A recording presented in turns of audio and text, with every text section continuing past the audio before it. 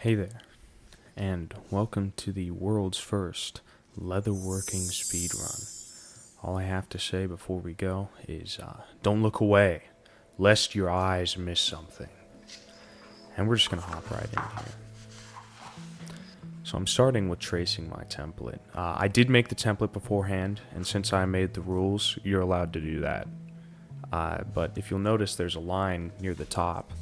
And that's because I was too lazy, actually, to make two templates. So I just put the pocket right there. We're making a card holder, so I thought, I only need one piece of paper, you know? Just gonna start with our cutting here. And we've already experienced the first time loss of the run 5 minutes in. I didn't make a clean cut, and for whatever reason I tried to remedy it with this weird technique, but we'll just cut it normally, you know, that works too.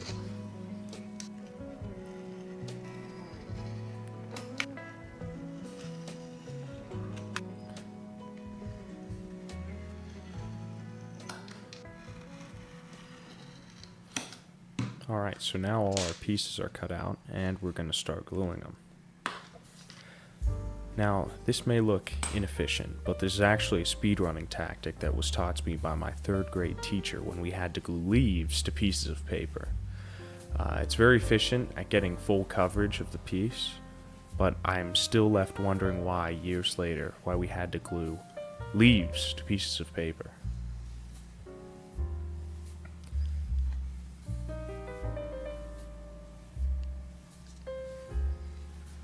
And here we unfortunately experience the first glitch of the speedrun. You see how the leather is wobbling away from us? Not good for the run, but it's only a small time loss, so you can't be too mad about it. And I'm going to put a weight on this and set it aside, so hopefully the glue sets faster in the run. Alright, and we experience a small time loss here. I'm not able to get a good line for the stitch holes.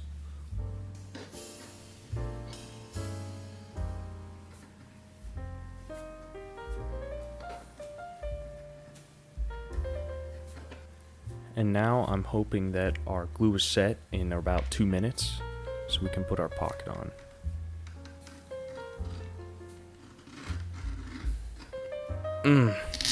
And that line right there just made up for all the time loss we had on the pocket.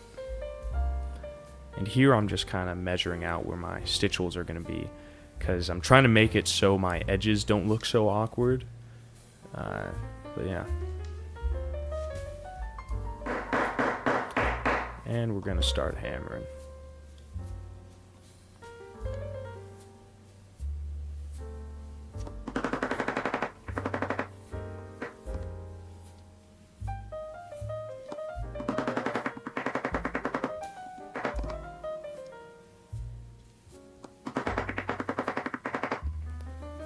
And here I'm actually scratching the rough skin off of the front side of the leather.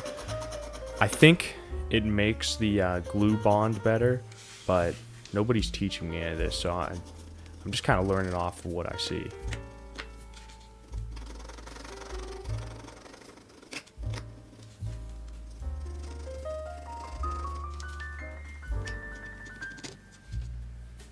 Here's another speedrunning tactic taught to me by my 3rd grade teacher. The point and dot method. Really good for not getting too much glue. Alright, and now we're just going to put our stitch holes in again. And boom, look at that transition. 7 minutes of hammering. And you didn't even have to watch it. And I always like to go through and widen up my stitch holes before I stitch them. It just makes it easier on me, but this is definitely a time loss. Alright, and I will admit that I was dishonest, because I didn't time setting up this camera angle. But that's all for viewer pleasure, because now you don't have to sit there for like 3 minutes or something while I set up the camera angle, and you're not staring at the same scene for 10 minutes straight. But I'm trying to get better about adding more camera angles from henceforth. Now you may have noticed throughout the speed run that I'm far from a fast worker and definitely not a perfect speedrunner. But I made this video because really it was novel in concept, and I had a good bit of fun making it.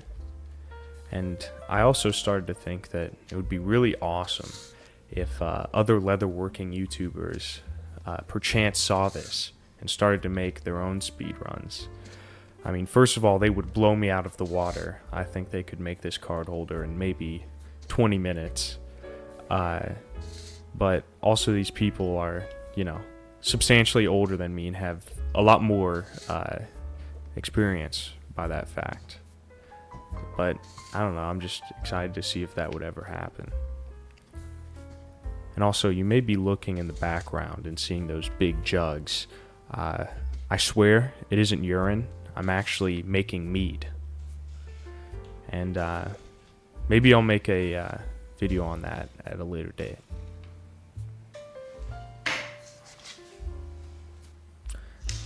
Alright, so now our stitching is done, so we're going to give it a little snip here. And light it up.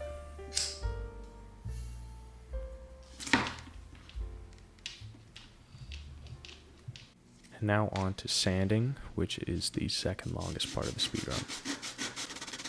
Now may be a good time to set the parameters for what I call this speedrun, since I'm, you know, the one making it up.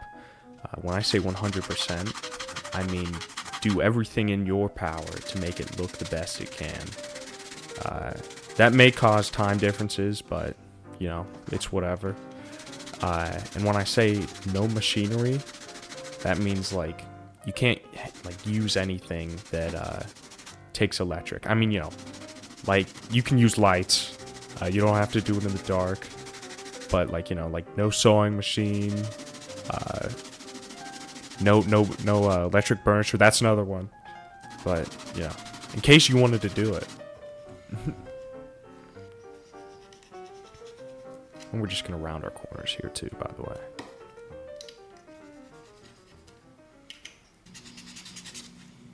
And now we are done with sanding, and we're going to get on to burnishing. I'm going to start by lathering some burnishing gum on the edges here.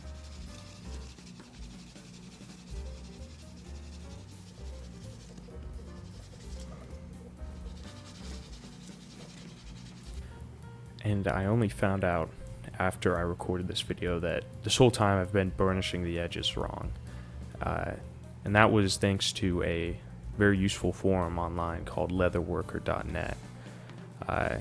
It's very, very useful for beginners, especially if you don't have anybody teaching you like me. But I'll put a link in the description if you want to check it out. And let's just relish in the sweet sound of burnishing for a second.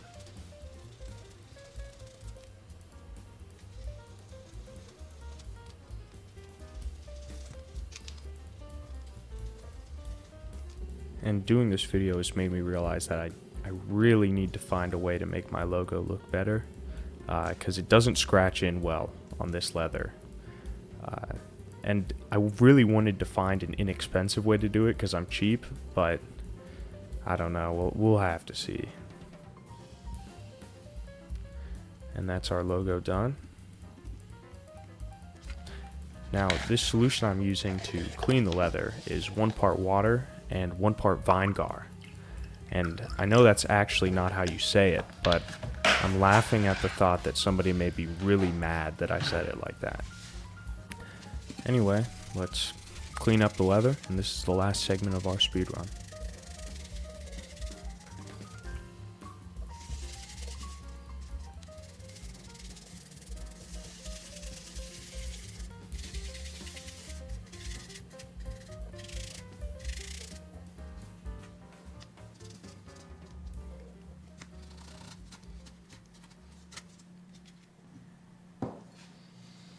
And that's time. Considering I was trying to work as fast as I could, I'm pretty happy with the result. Although we didn't get a good time. But if you think about it, that really doesn't matter because this is the world's first, which means that it's the world record. But thanks for watching, and I'll see you later, Star Sailor.